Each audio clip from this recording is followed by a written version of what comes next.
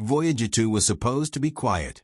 After decades of drifting farther from Earth than almost anything humanity has ever built, the probe had become less like a machine and more like a ghost. A fading relic from 1977, it moved through the darkness between the stars with weakening power, aging systems, and no reason to suddenly come alive. For years, there was nothing, no heartbeat, no new signal, no sign that anything inside the spacecraft still had the strength to speak. Then, without warning, Voyager 2 transmitted. It was not a normal data packet, not a scheduled update, and not the kind of weak, dying noise engineers expected from an ancient spacecraft at the edge of interstellar space. Instead, it sent a pulse, clean, repeating, and precise. The signal appeared to follow Voyager's own internal timing, even though that clock should no longer have been active. Every 6 minutes, the transmission returned with no drift, no error, and no explanation that fit any ordinary system failure. At first, engineers dismissed it as a glitch. But when they opened the data, they found something Voyager 2 had never been designed to create: a structured file, a hidden rhythm, a pattern that looked less like a malfunction and more like a response. Somewhere beyond the planets, in the black emptiness where no human eyes can see, Voyager the 2nd of may not have awakened alone. Something may have been waiting beside it. Voyager 2 began as one of the greatest machines humanity had ever launched. Sent into space in 1977, it was built for a grand tour of the outer solar system. It flew past Jupiter, studied Saturn, and visited Uranus and Neptune, worlds that no other spacecraft has ever explored so closely. It measured magnetic fields, radiation, plasma, energetic particles, and the strange environments of planets that had once been little more than distant points of light. When its planetary mission was complete, Voyager 2 continued its journey. It traveled beyond the known worlds, beyond the familiar sunlight, and toward the edge of the sun's influence. In 2018, it crossed into interstellar space, entering the region beyond the heliosphere, where the solar wind no longer dominates. There, the probe began sampling the environment that exists between the stars. But Voyager 2 was growing old. Its systems had never been designed to operate forever. Year after year, its power source weakened, forcing engineers to shut down instruments to conserve energy. Every watt became precious. Every command required hours to cross the immense distance between Earth and the spacecraft. Every signal that returned was a triumph of patience, precision, and aging engineering. Eventually, silence settled in. For years, Voyager 2 was regarded less as an active explorer and more as a drifting artifact, a machine gliding through the darkness with no expectation of ever surprising anyone again. That was exactly what made the mysterious pulse so unsettling. It did not arrive as random static. It arrived with perfect timing. The first signal was faint but remarkably clean. It matched Voyager 2's transmission frequency and repeated at flawless intervals.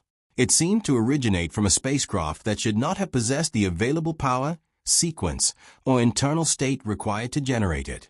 Engineers searched for an explanation. They checked for uplink commands. None had been sent. They searched for scheduled resets. There were none. They reviewed every known fault condition, but nothing matched what they were seeing. Then they noticed the activation sequence. First came power regulation, then memory access. Finally, the transmitter activated. A failing spacecraft does not normally wake up in such an orderly fashion. Radiation damage does not politely switch on subsystems in the correct order. Random electronic failures do not behave like carefully executed procedures. Then came the file. Hidden within the transmission was a packet that did not match Voyager's known data structure. It was not standard telemetry. It was not sensor noise. It was not a familiar diagnostic block. It looked as though something had been added. Once the signal began repeating every 6 minutes, the central question changed. It was no longer, why did Voyager 2 wake up? It became, what woke it? Once the signal was confirmed, the investigation expanded beyond the spacecraft itself. If Voyager 2 had transmitted something impossible, then its surroundings also needed to be examined. Deep space tracking systems began scanning the region around the probe, searching for plasma disturbances, particle movement, unusual gravitational signatures, or anything else capable of explaining the repeating pulse. At first, the data appeared empty, which was exactly what scientists expected. Interstellar space is unimaginably vast, cold, and almost completely silent. There should have been no asteroid field, no planet, no spacecraft, and no object large enough to matter. But after the observations were cleaned and carefully aligned, something emerged. A mass appeared just behind Voyager 2, close by the standards of deep space, and moving. The object did not behave like ordinary debris. It did not drift aimlessly through space. Instead, it seemed to adjust its motion in response to Voyager 2's own trajectory. Whenever the probe's velocity changed slightly, the object changed as well. When Voyager shifted, the mysterious mass appeared to shadow it with unsettling precision. That was the first impossible detail. The second was even more disturbing. The object emitted no detectable heat. Every known physical object radiates at least some energy. Even a lifeless asteroid glows faintly in infrared wavelengths. A spacecraft leaks heat. A planet emits thermal radiation. Yet this object appeared cold in a way that matched nothing familiar. Then its radar profile began changing. Sometimes it appeared wider. Sometimes it became narrower. At other moments, it nearly vanished altogether. Its reflective signature shifted as though it could control the way it interacted with radio waves, not like a tumbling rock or spinning spacecraft, but like something deliberately choosing how visible it wanted to be. Throughout all of this, Voyager 2's movement seemed strangely connected to the object. There were moments when the object slowed first, and only shortly afterward did Voyager 2's own velocity begin to change.